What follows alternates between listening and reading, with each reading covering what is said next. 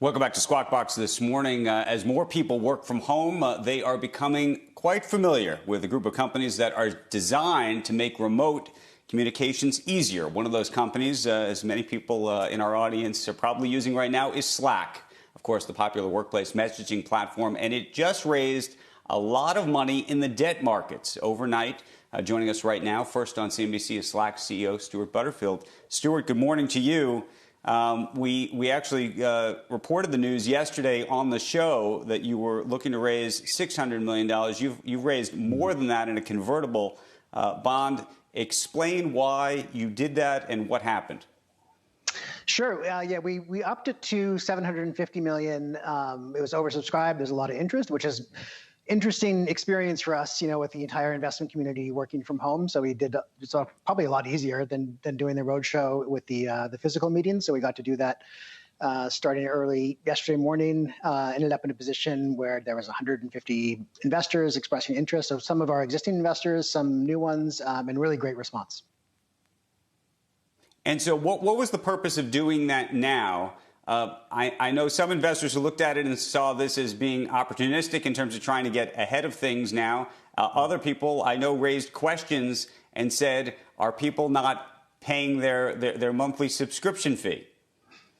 No, it's definitely opportunistic. I mean, I think that we're not immune to the overall macroeconomic conditions, but the initial response for Slack has been a massive surge in interest. And I think in any scenario, I feel confident that we're going to come out relatively advantaged. And we really want to press that advantage. We really want to be in a position to be cash rich. And we've run the company that way from the beginning. We have $700+ million on the balance sheet already. So this is about doubling that, and had already guided, and we're trying to be reasonable and prudent with our guidance, but we had already guided to right. Cash flow break even at the high end.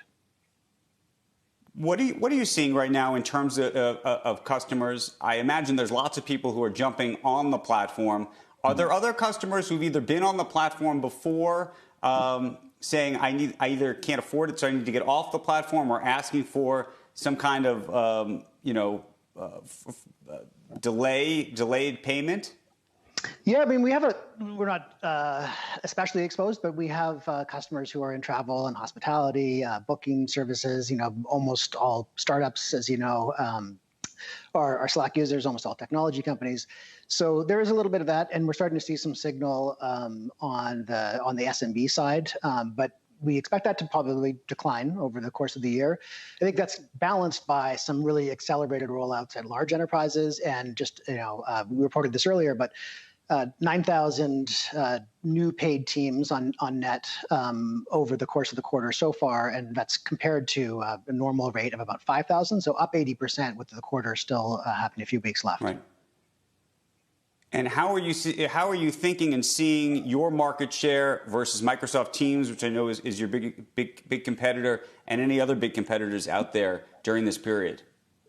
We're not really seeing competitors show up so much here. I mean, I think that you have seen a massive spike in Teams usage, but it's for what people tend to use Teams for, which is voice and video calling.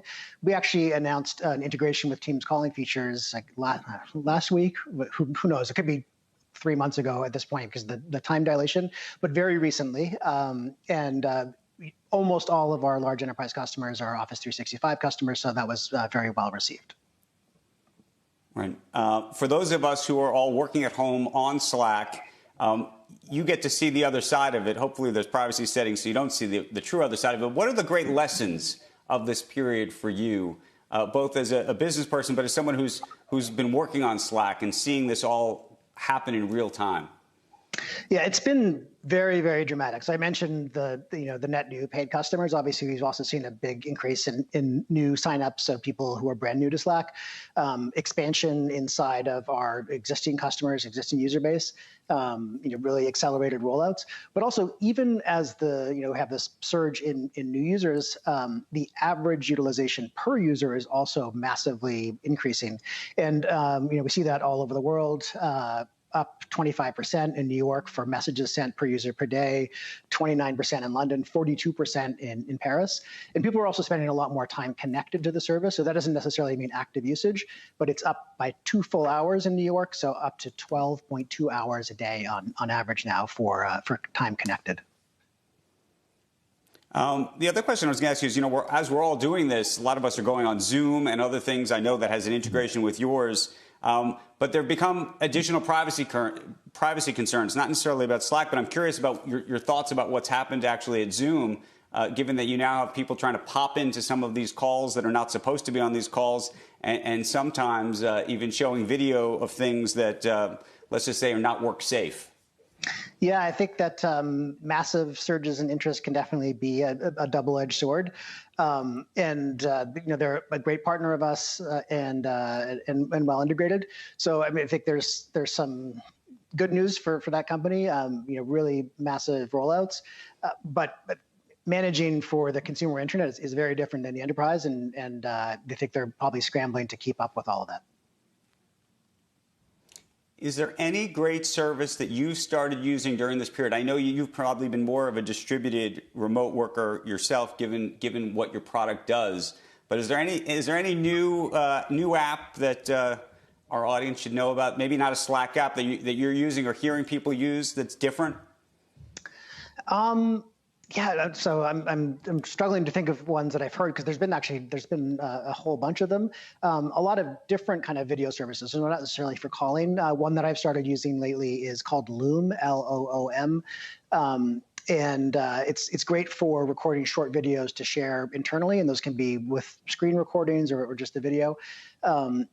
It's a great way to kind of point things out. And I'm a frequent reporter of bugs in our own software, so it's a great way to point things out without having to point at the screen with someone in real time.